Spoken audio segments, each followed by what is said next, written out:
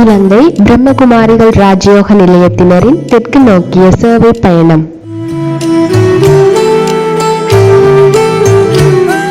இலங்கையின் தென் மாகாணத்தில் உள்ள ஒரு மாவட்டமே காலி மாவட்டமாகும். 25 மாவட்டங்களில் ஒன்றான இது இலங்கையின் 2ஆம் நிலை நிர்வாக பிரிவாகும். காலி மாவட்டமானது இலங்கையின் மத்திய அரசாங்கத்தால் நியமிக்கப்பட்ட மாவட்ட செயலாளர் தலைமையிலான மாவட்ட செயலாளரால் நிர்வகிக்கப்படுகிறது. காலி துறைமுகம், காலி கோட்டை, காலி மணிக்கூட்டு கோபுரம் என சர்வதேச புகழ்பெற்ற அம்சங்களை உள்ளடக்கியது இந்த காலி மாவட்டம். கடந்த 7ஆம் தேதி புதன்கிழமை காலை 9 மணியளவில் மட்டக்களப்பிலிருந்து பயணத்தை ஆரம்பித்து கதிர்காமம் நிலையத்தை சென்றடைந்து பின்னர் அங்கிருந்து புறப்பட்டு மாலை காலி நிலையத்தை வந்தடைந்தனர்.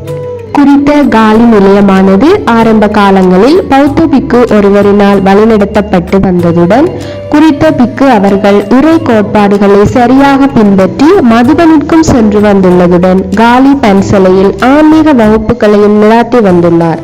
இவரது மறைவின் பின்னர் கொழும்பில் உள்ள பாபாவின் குழந்தைகளால் நிலையமானது அமைக்கப்பட்டு சேவையானது முன்னெடுக்கப்பட்டுள்ளது. இந்த சமயத்தில் சகோதரி அன்புமலர் அவர்கள் நிலையத்திற்கான தற்காலிக பராமரிப்பை வழங்கி வருகின்றார். கொழும்பிலிருந்து வருகை தந்திருந்த இரு சகோதரிகளாலும் சேவை குழுவானது விசேடமாக வரவேற்கப்பட்டதுடன் குறித்த தினம் மாலை சேவைக்கான முன்னேற்பாடுகள் பற்றிய ஆலோசனைகள் சகோதரி அன்புமலர் அவர்களால் வழங்கி வைக்கப்பட்டன. 8ஆம் தேதி அதிகாலை 3 மணிக்கு அமைதி சக்தி பற்றிய தியான வர்ணனை குமாரிகளால் சொல்லப்பட சக்தி வாய்ந்த அமிர்த வேளையுடன் அந்த நாள் ஆரம்பமானது. தொடர்ந்து சத்குரு தினத்திற்கான முரளியானது சகோதரர் சுரேஷ் அவர்களால் வாசிக்கப்பட்டது.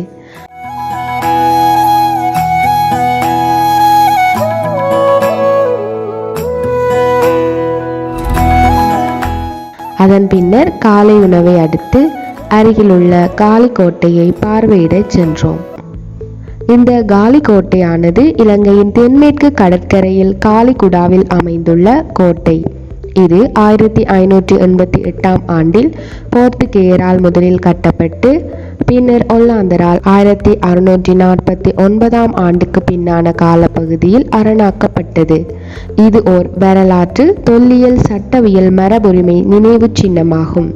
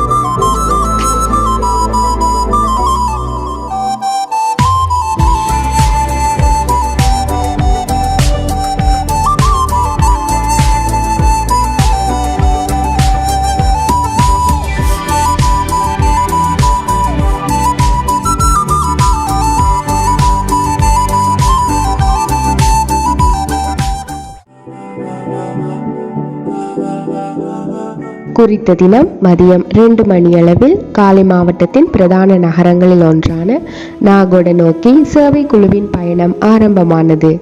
அங்கே முதலில் தமிழ் மக்கள் அதிகமாக வாழ்கின்ற கிராமம் ஒன்றை சென்றடைந்ததும் சேவை குழுக்கள் 3 பேராக பிரிந்து சென்று இறைவனின் செய்தி புத்தகத்தை வழங்கி அக்கிராம மக்களை ஓரிடத்திற்கு அழைத்து வந்தனர்.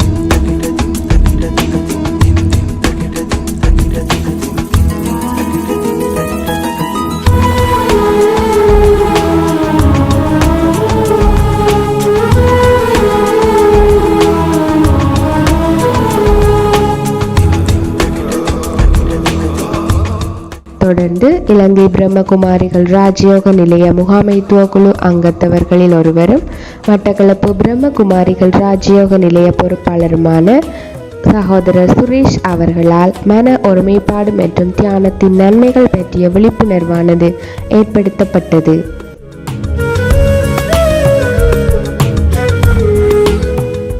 தொடர்ந்து சிறு வயதிலிருந்தே தியானத்தை கற்றும் பல இடங்களில் கற்பித்தும் வருகின்ற மற்றும் ஆன்மீக வாழ்வில் பல வருட அனுபவம் வாய்ந்த சகோதர சகோதரிகளின் சொந்த அனுபவங்களும் முன்வைக்கப்பட்டன. இறுதியில் கலந்து கொண்ட கிராம மக்களுக்கான ஆசிர்வாதம் மற்றும் பிரசாதம் சகோதரர் சுரேஷ் அவர்களால் வழங்கி வைக்கப்பட்டது. இரண்டாவதாக நாகோட நகரின் மற்றொரு பிரதான தோட்டமாகிய தல்கிஸ்வெல நோக்கி சென்றோம். அங்கே ஏற்கனவே எமது நிலையம் ஒன்று காணப்படுகின்றது.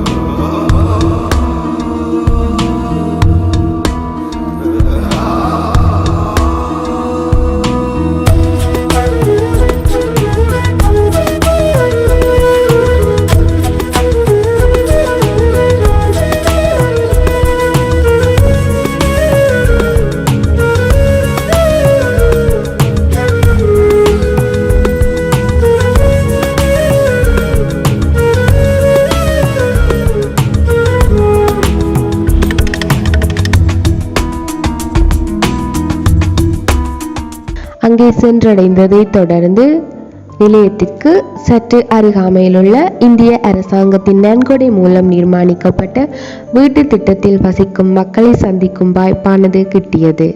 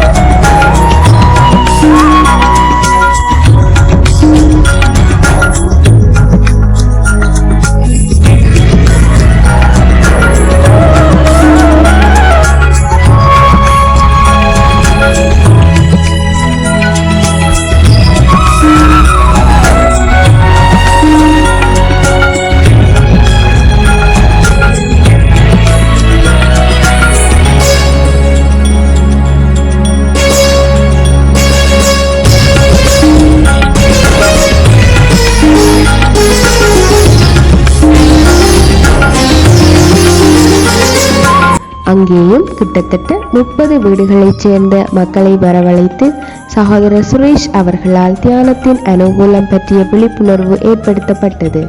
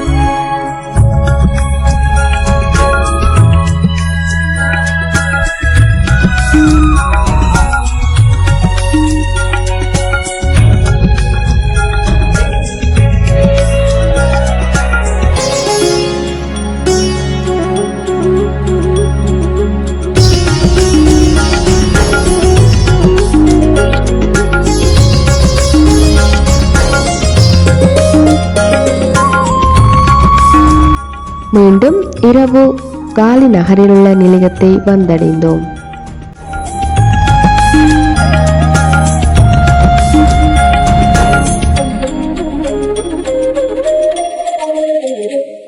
மறுநாள் 9ஆம் திகதி அதிகாலை தூய்மை சக்தி பற்றிய தியான வர்ணனை குமாரிகளால் கூறப்பட்டதை தொடர்ந்து தூய்மையின் வலிமையுடன் கூடிய அமிர்த வேளை தியானத்துடன் சேவை குழுவானது தம்மை தயார்படுத்தி கொண்டது.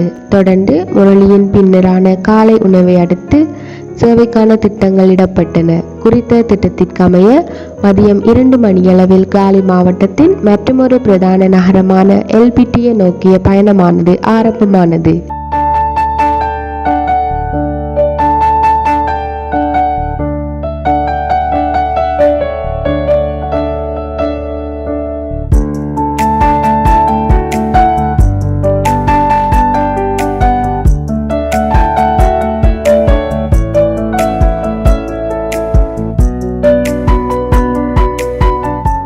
அங்கே உள்ள தேவிதுர தோட்டத்தின் புகழ் வாய்ந்த ஆலயமான முத்துமாரியம்மன் ஆலயத்தை வந்தடைந்தோம்.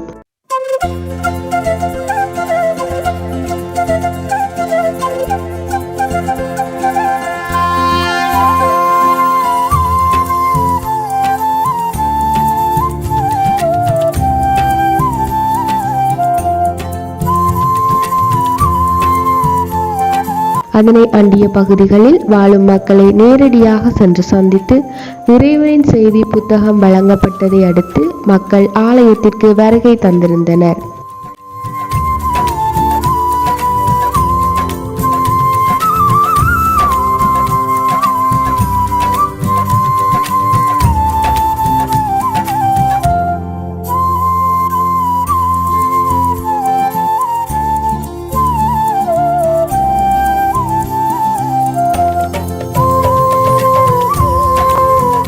அருகில் உள்ள பக்தர்கள் அனைவரும் எமது ஆலயத்திற்கு வருகை தந்து அந்த தியானம் சம்பந்தமான விடயங்களை கேட்டு நன்மை அடையுமாறு உங்களை அன்புடன் அழைக்கின்றோம்.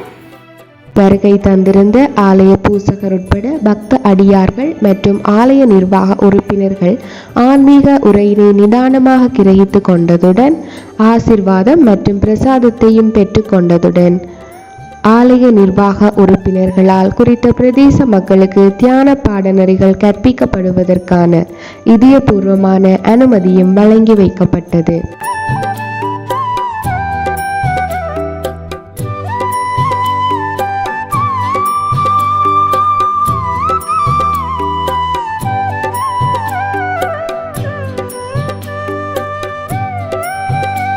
அதனைத் தொடர்ந்து அங்கிருந்து விடை பெற்று மீண்டும் காலி நிலையத்தை வந்தடைந்தோம். மறுநாள் 10ஆம் திகதி சனிக்கிழமை அதிகாலை அமிர்த வேளை யோகமானது அன்பு சக்தியை தலைப்பாக கொண்டு ஆரம்பமானது. இதனையும் குமாரிகளே வழிநடத்தி சென்றனர். தொடர்ந்து முரளி வகுப்பு இடம்பெற்றதை அடுத்து சில சகோதர சகோதரிகளின் சேவையின் போது கிடைக்கப்பெற்ற சிறப்பு அனுபவங்களும் சேவைக்கான தமது மேலதிக ஆலோசனைகளும் முன்வைக்கப்பட்டன. பின்னர் காலை உணவை பெற்றுக்கொண்டதை அடுத்து மாத்தறை மாவட்டத்தை நோக்கிய பயணம் ஆரம்பமானது.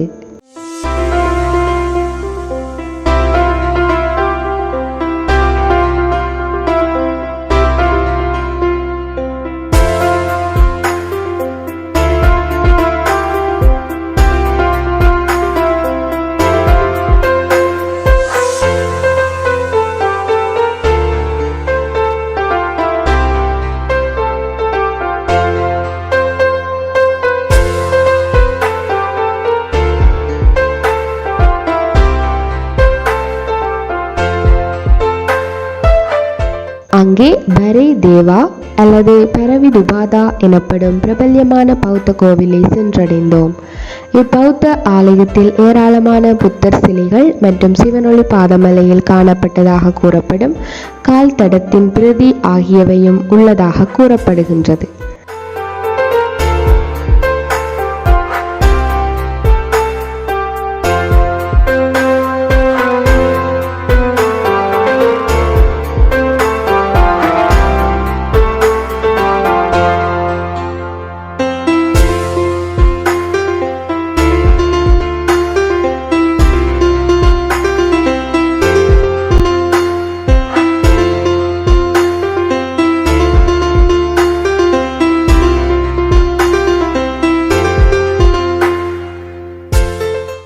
அங்கிருந்து புறப்பட்டு கதிர்காமம் நிலையத்தை வந்தடைந்ததை தொடர்ந்து மதிய உணவின் பின்னர் பதுளை நிலையத்திற்கு சென்று அங்கிருந்து விடைபெற்று மட்டக்களப்பை சேவை குழுவானது சென்றடைந்தது. நன்றி.